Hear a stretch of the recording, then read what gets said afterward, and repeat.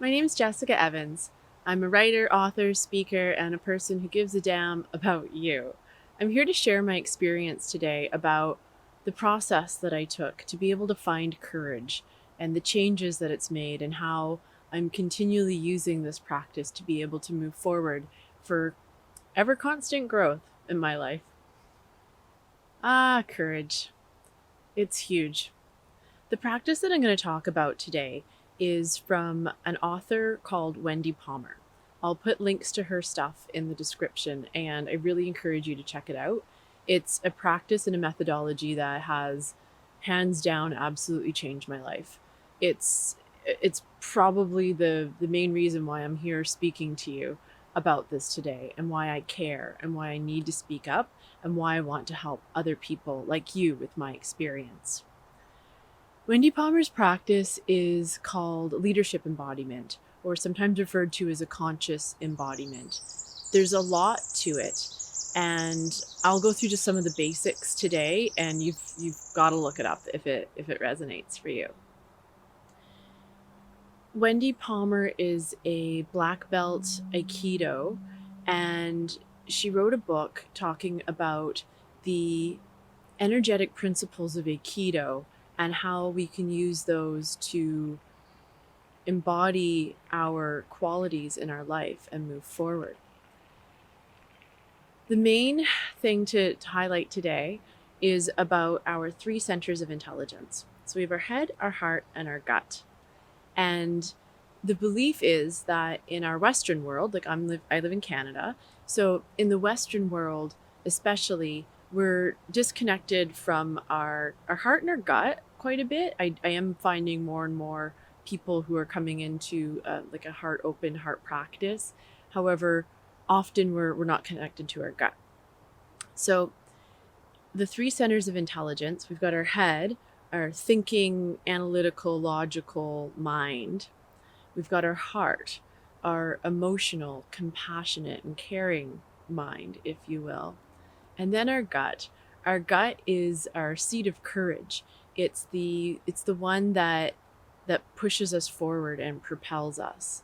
So I've got my sort of, put it like, thinking, feeling, and doing. If I'm not able to harness the doing, the gut intelligence, then it's going to be very difficult to get propulsion in my life.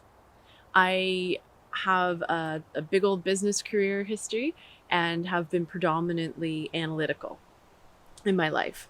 I used a yoga practice. I was able to open my heart and listen to that. That's a whole other story.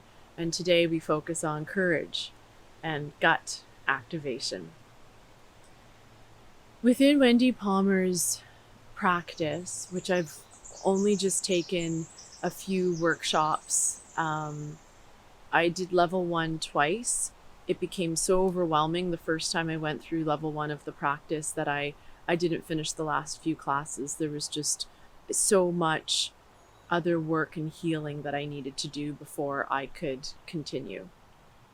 And I did. I mean, we're talking, this was at least 6 or 7 years ago. So understanding my gut instinct, there's this practice in leadership embodiment of embodying a quality. So the first time that I embodied a quality, I picked the quality of calm.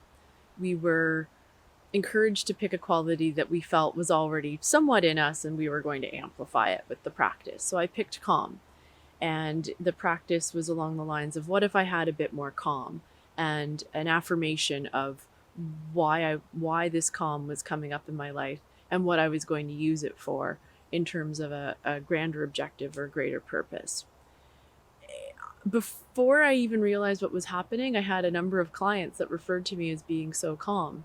And I thought, wow, I don't know that anyone's ever used that word about me before. However, here I am. I've been doing a practice to embody calm, so guess it worked, right? So the next time I went through the practice, I picked courage. To embody courage, what if I had a bit more courage? And an affirmation of why I wanted the courage. Well, I couldn't do it. I couldn't do it, and I could feel tears brimming up in my eyes. You know that, like, when emotions coming through before it's like you're even aware that there's an emotion coming through, but there's like just this like little brim of tears coming up. I'm sure other people get it, not just me. But that was my body, my being, myself signaling that I was not ready yet to work on courage. Okay, so a couple more years go by of me working to heal these the wounds, the history, the stories, and so much that has gone on in terms of trauma in my life. And I gave it another shot. Okay, this time I'm going to embody courage. And I was like, ooh, I kind of like the sounds of that. It was, rather than being too scared and not being ready to embody courage, I was able to, it felt like kind of tasty. You know, I could smell it and I wanted some. So I went for it. And I went through the practice of what if I could embody courage, and it grew from there. Oh my goodness, did it grow from there. I started a new career. I moved my way up the corporate ladder, got a new job. I bought a house. I was able to go from the part of this practice and a number of other practices that I'll talk about as well. I took myself from absolutely broke, absolutely uh, no savings, no nothing. I had a little bit that was set aside from an inheritance, and that was supposed to be in a retirement savings, and I was pulling from that as well. So I was draining everything, and down to almost my, definitely my last couple $1,000s, but almost to my last dollar. And I went from that state to buying a house on my own in a very hot, popular summer market within 3 years of going and believing in myself and courage and moving. So I really encourage you to look into Wendy Palmer's work. Read the book, watch some videos, attend a workshop. It's completely changed things for me. At this point, if it wasn't for waking up my ability to have and to embody courage, I wouldn't be making these videos, right? I'd still be shy. I would still be locked in the what if people don't like them? Oh, I'm not going to bother. Now I'm here because what if this video helps like 10 people? What if it helps 5 people? If it helps one person, then it's worth it. It's worth my time to make this. So work on courage. You know in yourself if it's the right time for you to be able to work on activating and embodying courage. And if it isn't quite the right time yet, then it'll come. That's what I've learned in my experience. It'll come. There will be the right time. So until next time, thank you for watching, and like, subscribe, share, leave a comment. I would love to hear from you. And let's do this. Let's move forward with courage, shall we?